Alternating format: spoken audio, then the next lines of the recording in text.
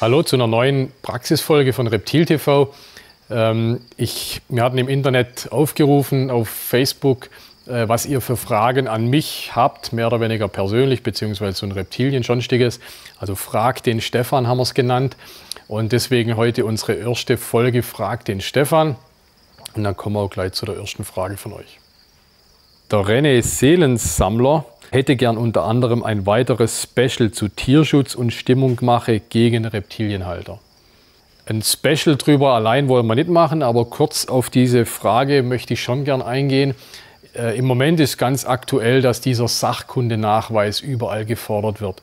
Und ich bin ein absoluter Gegner von diesem Sachkundenachweis. Sachkundenachweis heißt ja, jeder, der ein Reptil kauft, wenn ihr eine Schildkröte kauft, wenn ihr eine Echse kauft, was auch immer, müsst ihr erst irgendwo einen Kurs machen oder irgendwo oder irgendwie oder in irgendeiner Form einen Kurs machen, der sagt, jawohl, der Fritzchen Müller weiß jetzt, wie man eine Schildkröte hält. Meiner Meinung nach, dann müsste man das ja für jedes Haustier machen. Jede Hund, jede Katze, für jedes Haustier müssten die Leute dann einen Kurs machen, wie man das Tier hält. Ich bin definitiv dafür, dass die Leute die Tiere gut halten und artgerecht halten. Deswegen machen wir unter anderem auch dieses Reptil TV. Oder deswegen rufe ich auch dazu auf, Leute, lest Bücher. Und deswegen tue ich jeden Tag wahrscheinlich mindestens 50 E-Mails beantworten, mache deswegen besser so oder deswegen so. Oder die Leute fragen mich. Also ich bin für gute Haltung. Aber ich finde es furchtbar, wenn man als Mensch gezwungen wird, du musst jetzt einen Kurs machen, wie man das und das Tier hält. Wie gesagt, da müsste man bei Hund und Katze anfangen. Da werden mindestens so viele Fehler gemacht wie bei den Reptilien. Und auch für die Reptilien ist es völlig unnötig, das von den Menschen zu verlangen oder zu fordern, dass die da einen Kurs oder gar eine Prüfung machen müssen. Also bin ich absolut dagegen und ich kann euch als Terrarianer, oder ich kann nur hoffen, dass wir eine starke Gemeinschaft sind und dass wir auch mehr oder weniger geschlossen uns dagegen wehren. Ich weiß, dass es auch Terrarianer gibt, die sagen, ja, Sachkundenachweis finde ich gut. Leute, überlegt einen Schritt weiter, das würde unser Hobby definitiv kaputt machen. Die ganzen jungen Leute, die Kids, die nachkommen, ne, wenn ein 12-, 15-Jähriger sich eine Schildkröte anschaffen will oder eine Schlange anschaffen will oder so, der macht keinen Sachkundenachweis. Der geht ins Geschäft, da heißt, du brauchst eine Prüfung und dann sagen die Eltern, Junge, vergiss es, wir machen hier keine Prüfung und dann haben wir einen Terrarianer weniger. Also wäre den Anfängen meiner Meinung nach, wir brauchen keinen Sachkundenachweis. Wir können unsere Reptilien, wir konnten sie die letzten 20, 30 Jahre, konnten wir die artgerecht halten, also im überwiegenden Maße. Natürlich kann man alles verbessern, man muss immer daran arbeiten, es zu verbessern, aber wir brauchen keine Prüfung dafür. Der Daniel Völlmer wünscht sich ein Kochstudio Teil 4 und er fragt, wonach richten sich die Preise bei den Tieren? Kochstudio haben wir ja 2 Folgen gemacht. Wir wissen, Kochstudio kam wahnsinnig super an. Also wenn ich die Leute als frage, hier, welche Folge fand ich am besten, wirklich, ich würde bald mal sagen, jeder zweite, dritte sagt, oh, Kochstudio fand ich so super. Aber haben wir jetzt 2-mal gemacht. Der Gag ist ja einfach irgendwie draußen. Bringt ja nichts, wenn wir jetzt immer wieder Kochstudio-Folgen machen. Und es war einfach ein guter Versuch, die Genetik zu erklären. Es kommen auch wieder mal Genetikthemen dran, aber höchstwahrscheinlich nicht über ein Kochstudio, weil der Gag einfach dann ein bisschen draußen ist. Ne? Dann aber zu der zweiten Frage, wonach richten sich die Preise bei den Tieren? Ich habe euch jetzt hier mal symbolisch 2 Tiere mitgebracht. Das in meiner rechten Hand ist ein Sunset. Sunset ist im Moment so mit das teuerste, was es an Morphen gibt bei Königspythons. Sind noch ja, wie sagt man immer so schön, im 4-stelligen Bereich von den Preisen. Und hier habe ich ein Ivory. Ivory hat mal $100.000 gekostet in Afrika oder $110.000 sogar. Ist jetzt schon 10 Jahre her. Damals waren weiße Schlangen die Sensation. Alles, was weiß war, war unbezahlbar teuer. Mittlerweile kostet so ein Ivory 100, 200 Euro, je nach Geschlecht und je nachdem. So viel zum Unterschied. Der Unterschied kommt einfach daher, Ivory gibt es seit 10 Jahren, massig oder viele Leute züchten Ivorys, da ist einfach ein sehr großes Angebot da, ne? Weil einfach viele Leute einen haben. Also wenn du einen Ivory kaufen willst, oder blöd ausgedrückt, kannst du den an jeder Ecke kaufen. Von den Sunset gibt es auf der ganzen Welt aktuell vielleicht 5, 6 Züchter.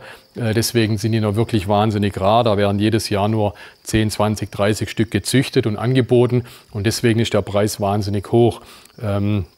Viele Züchter würden gern bei den Sunset einsteigen, deswegen sind sie bereit, wirklich einen hohen Preis dafür zu zahlen und zu investieren.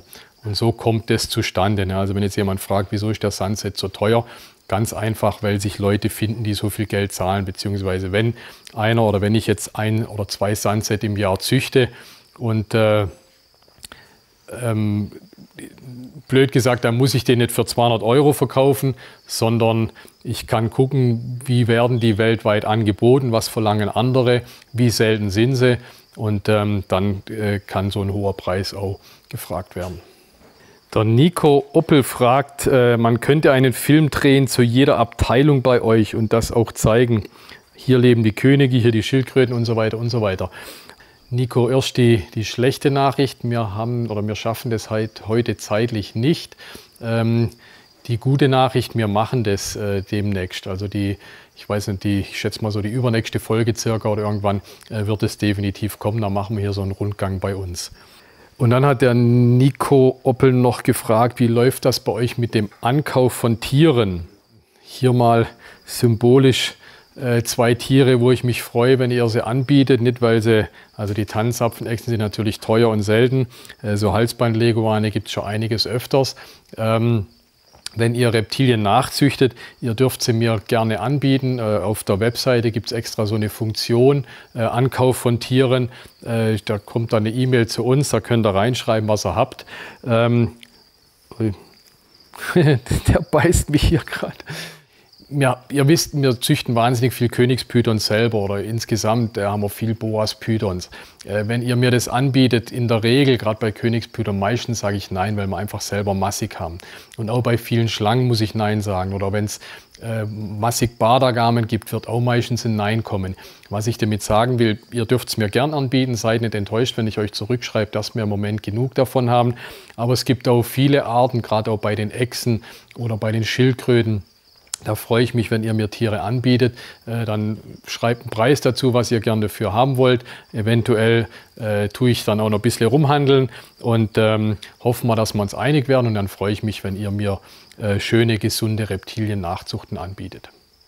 Der Christopher Miko. Ich habe ein Pärchen Regenbogenboas, habe die seit dem 9.9., sind 2 Jahre alt. Das erste Mal habe ich sie nach der Messe gefüttert am 20.09. Seitdem sind sie nicht mehr aus dem Versteck gekommen und nachts auch nicht. Wir haben jetzt den 27.09., das heißt, es ist jetzt eine Woche später nach dieser Frage. Ich glaube, oder ich kriege öfter so Fragen, da kann ich eigentlich mehrere Punkte dazu sagen. Zum einen, wenn ihr ein Reptil bekommt, wenn es frisch bekommt, dann ist ein Reptil relativ aktiv. Dann kriecht es im Terrarium rum, erkundet das neue Terrarium. Das geht so rund eine Woche. Dann ist diese Erkundungsphase vorbei. Dann ist es halt relativ oft versteckt.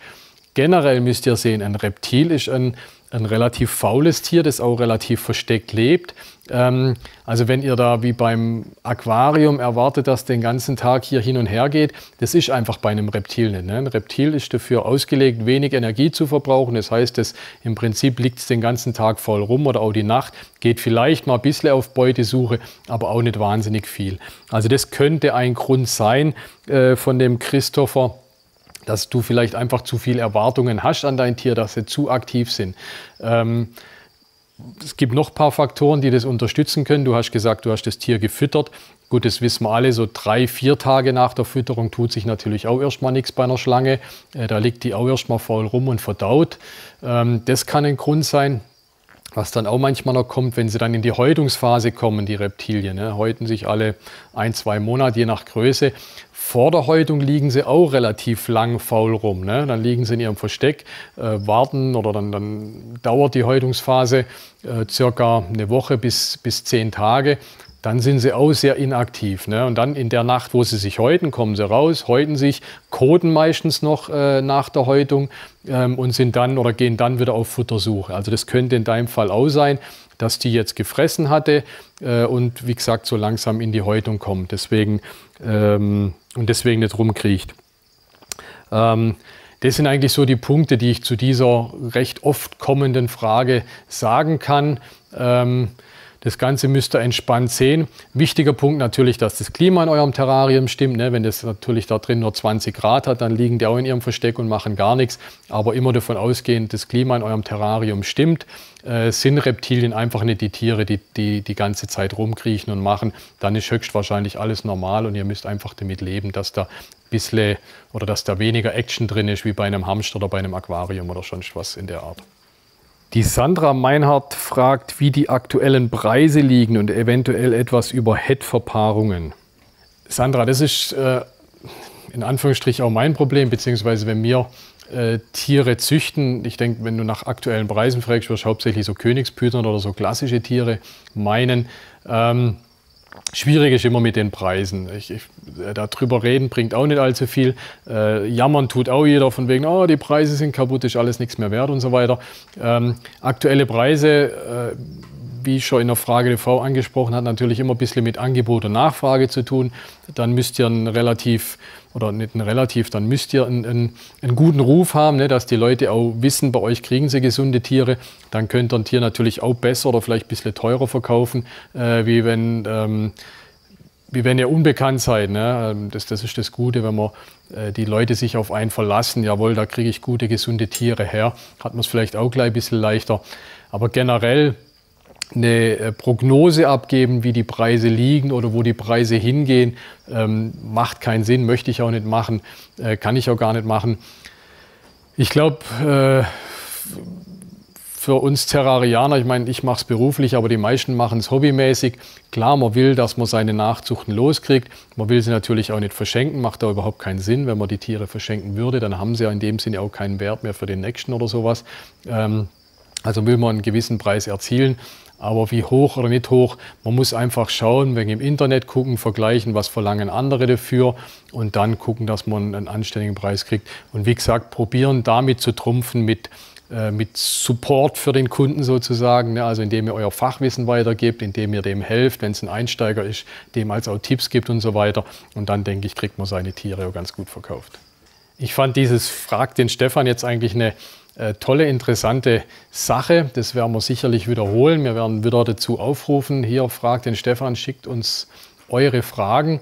Und ich freue mich, wenn er da so rege wie jetzt auch diesmal dann eure Fragen stellt.